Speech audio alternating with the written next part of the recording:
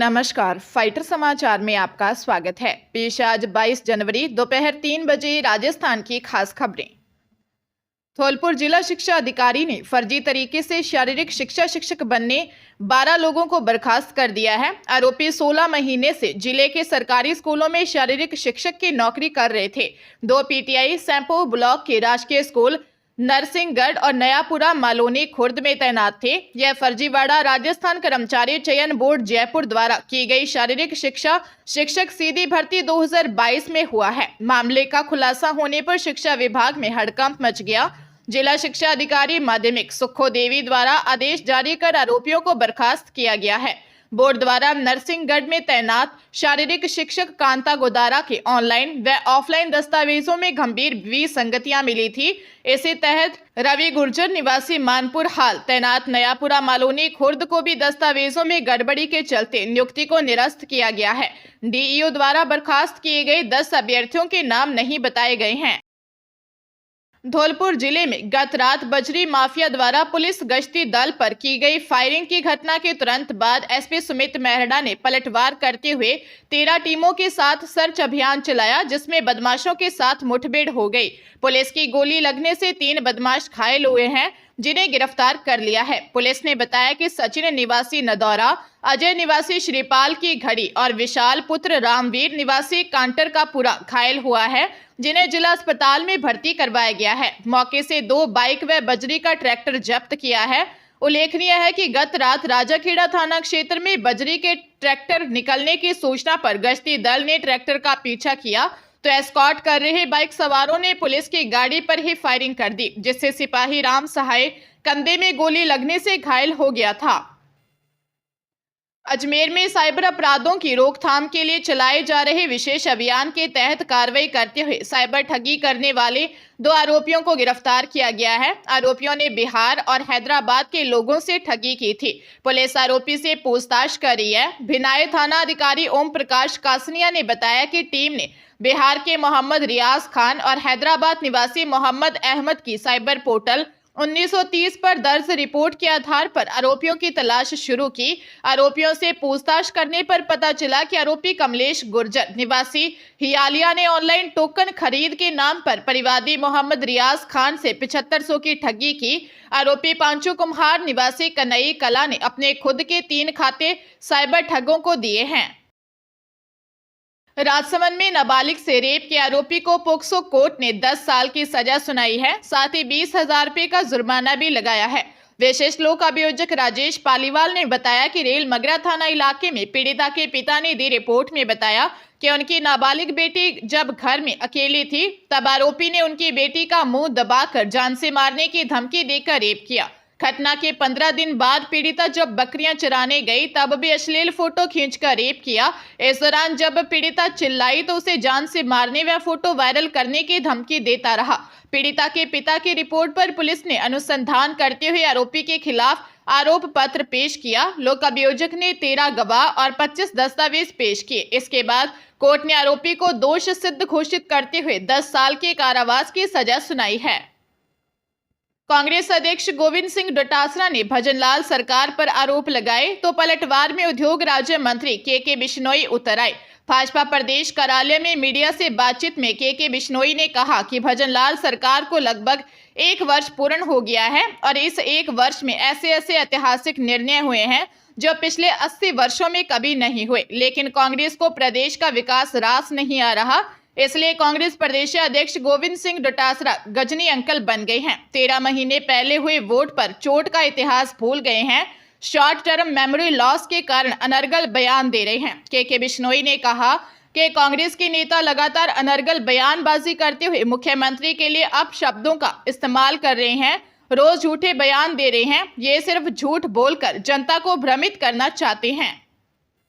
अजमेर जिले के श्रीनगर थाना इलाके के लवेरा गांव में दलित दूल्हे की बारात पुलिस पहरे में निकाली गई। 20 साल पहले हुए विवाद को लेकर पीड़ित ने पुलिस जाब्ते की मांग की। बारात में 20 महिला कांस्टेबल सहित 75 पुलिस जवान तैनात रहे। इस दौरान ड्रोन से निगरानी की गई। बारात को डीजे की स्वीकृति भी नहीं थी। लवेरा गांव निवासी नारायण रैगर 20 साल पहले बहन सुनीता के विवाह में हुए विवाद को भुला नहीं पाए।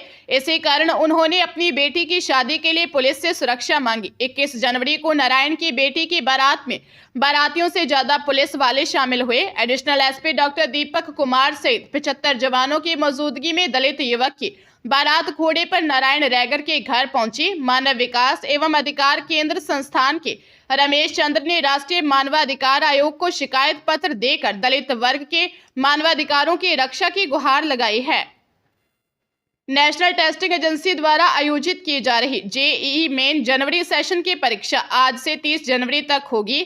देश विदेश में 331 शहरों में 11 शिफ्ट में परीक्षा होगी। इस वर्ष जेईई मेन के पहले सेशन में इतिहास में सर्वाधिक 13,95,000 आवेदन हुए हैं। हर दिन 2 लाख से ज्यादा विद्यार्थी परीक्षा में शामिल होंगे। बीई बीटेक पेपर 1 का एग्जाम 22, 23, 24, 28 और 29 जनवरी को होगा। 30 जनवरी को बी प्लानिंग की परीक्षा होगी, जिसका आयोजन एक ही शिफ्ट में 3 बजे से शाम 6 बजे तक किया जाएगा। एनटीए की एडवाइजरी के मुताबिक स्टूडेंट्स को प्रवेश पत्र पर दिए गए रिपोर्टिंग टाइम पर ही सेंटर पहुंचना होगा। पेपर शुरू होने से आधा घंटा पहले सेंटर का गेट बंद कर दिया जाएगा। वही दिव्यांग विद्यार्थियों को स्क्राइब एवं परीक्षा में 1 घंटा अतिरिक्त दिया जाएगा। कोटा जिले में 1 साल की मासूम के बार बार रोने से परेशान होकर सौतेले पिता ने उसकी पिटाई कर दी। सुबह मां ने उसे जगाया तो नहीं उठी। इसके बाद मां तुरंत अस्पताल लेकर पहुंची तो डॉक्टरों ने उसे मृत घोषित कर दिया।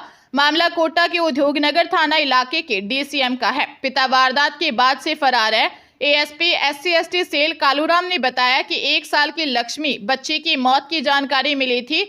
अस्पताल पहुंचकर मामले की जानकारी ली तो 23 वर्षीय मां कोमल ने सौतेले पिता जितेंद्र उर्फ जीतू पर हत्या का आरोप लगाया। वारदात के बाद से जीतू फरार है और पुलिस ने मामला दर्ज कर उसकी तलाश शुरू कर दी है। कोमल की मां जानकी ने बताया कि 1.5 महीने पहले ही कोमल के जीतू के साथ नाते से शादी की थी। शादी के बाद से ही जीतू सौतेली बेटी लक्ष्मी को पसंद नहीं करता था।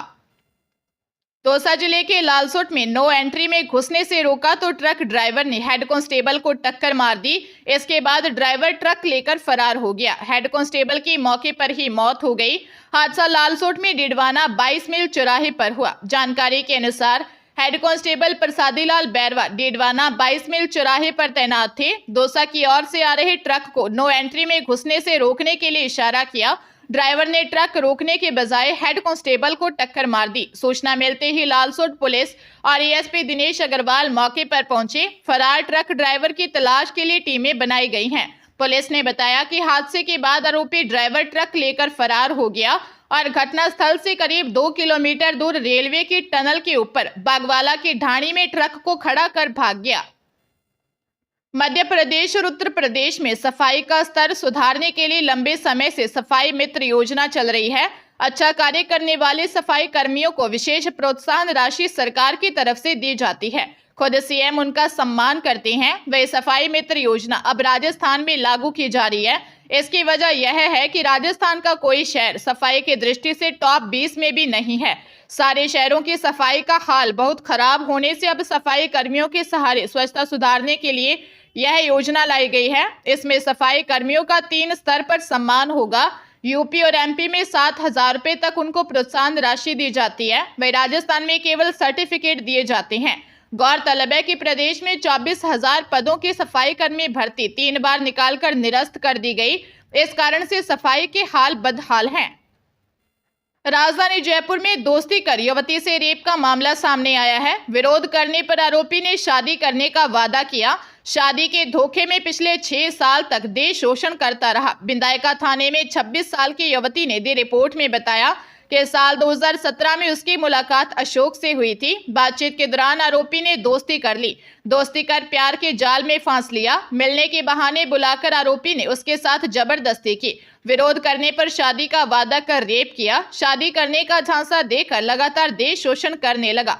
आरोप है कि पिछले 6 साल तक आरोपी बिंदायका फैक्ट्री एरिया में गाड़ी और विभिन्न जगहों पर ले जाकर उसके साथ देह शोषण करता रहा। शादी करने का दबाव बनाने पर आरोपी ने मना कर दिया। पुलिस ने मामला दर्ज कर जांच शुरू कर दी है।